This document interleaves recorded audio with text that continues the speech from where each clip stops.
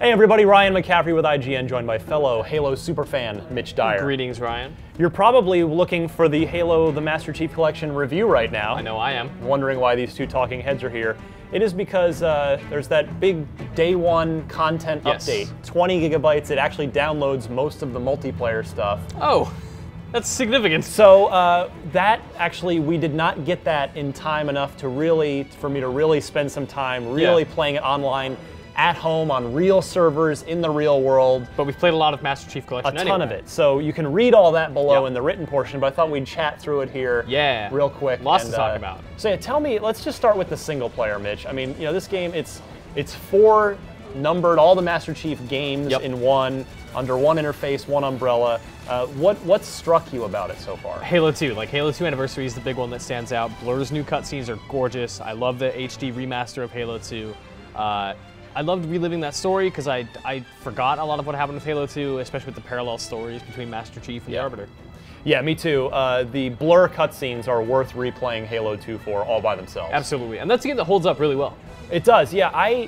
At the time, I was so shocked by the ending, which is actually more of a stop than an ending, that it kind of, I won't say soured it for me, but it just sort of took the edge off of what's actually, as you said, it's a great campaign. It's a great story with a lot of cool big set piece encounters. There's the tank across the bridge. There's jumping onto the moving Scarab and taking it out.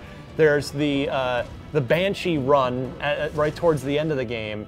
And that's balanced by, as you said, these intertwining and parallel stories between Master Chief and the Arbiter that are actually, it's a great story. Yeah. It really is. And playing Halo 3 and 4 at 60 FPS is incredible too. And Halo 3 looks really good. I mean, they up-resed it to 1080. So it looks really good. And again, like reliving those campaign moments that stand out. Being able to, you know, go straight to the Covenant chapter and leap onto a Scarab using a Mongoose. Like, that's my favorite thing in any Halo game, and I got to go straight to it. And they've got those campaign playlists where you can either by yourself or team up in co-op, local or online, and do, say, all the Warthog levels across all 4 games, or all the tank levels, or all the ending missions, all the final missions in each game. So that's cool. I'm liking that a lot. But yeah, I agree. I mean, 2 is the star. I found myself a couple of times a level doing the back button switch between the old graphics. I couldn't and the new stop graphics. doing it throughout the entire game. Like being able to, especially during cutscenes, seeing how they were originally directed and how they look then versus the phenomenal direction of that Blur has on the totally redone cutscenes. It made me want, you know, there was that aborted Halo feature film years ago because the movie studios and Microsoft couldn't come to financial terms. After Halo 2 and the Blur stuff, I just want Blur to make a feature-length Halo CG film. The most expensive movie of all time.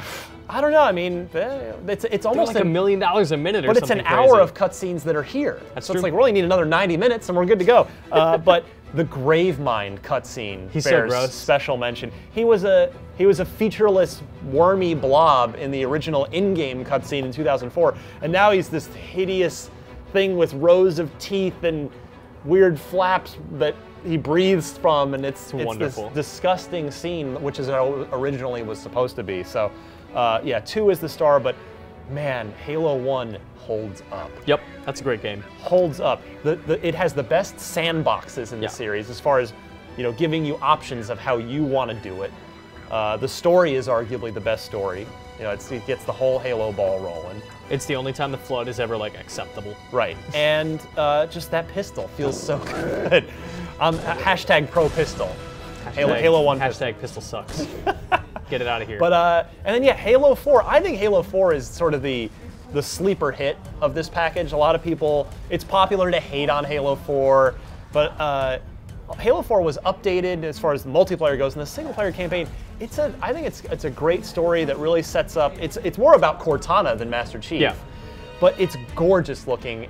I think at 1080p 60, it legitimately looks like an actual Xbox One game, not just a port up from 360. I thought it was borderline that on Xbox 360. Like, it's still, like, they did something to that console that I've never seen anybody else do. Yeah. So I have played a bit of multiplayer, but not on the final build. Just spending some time getting back into it.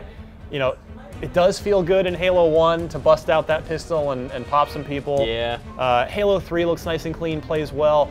It's funny, it is jarring jumping from one multiplayer straight to another. Super bizarre. You can set universal controls, Thank God but even for that. the differences in physics and sensitivities, Yep. and it's very different from 1 to 2 to 3 to 4. Weapons are modified slightly between each game. Yeah, so like, oh, it's- what's the range on the battle rifle Yep. here versus there? So that is one thing that's a little odd. And then the other one, I would say, as far as the rest of the package is, it's a little rough. The campaigns are a little rough around the edges. There are frame rate dips. It's 60 most of the time, but there are noticeable dips. Nothing crippling where you're like, oh my God, what's happening? No, it never drops below 30, so No. it stutters. But there are noticeable dips in all 4 games. And then there were a couple times where in Halo 2, with those blur cutscenes, since they're not in game and they're rendered and they have to load in, Yeah. there'd be a loading screen between, like, you know, the action would sort of stop, loading screen, and then cutscene Right. that the original never had. It's just a little jarring there. So just a couple things rough around the edges, but loving everything I'm seeing in the Absolutely. campaign so far, and just not quite ready on the final verdict with multiplayer in particular and online. But in a shocking twist of events, 4 Halo games together is pretty good.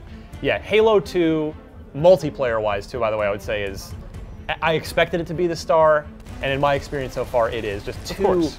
still just feels the best Yeah. for me. And with those 6 multiplayer. remade maps are all fantastic. They're stellar. They're Especially Lockout. Best map ever. just locked down as the anniversary variant. Lockout. Yeah, I'm Lockout for life. So we'll have the full review on IGN.com very soon as I can get some real good quality time on real servers with that final day 1 update, and we'll get a score for you here very soon and a final review for you here soon. But in the meantime, Mitch, thank you very much. Of course. We're going to get online and play some Halo as soon as we possibly can, and stay tuned very soon for the final IGN review of Halo: The Master Chief Collection.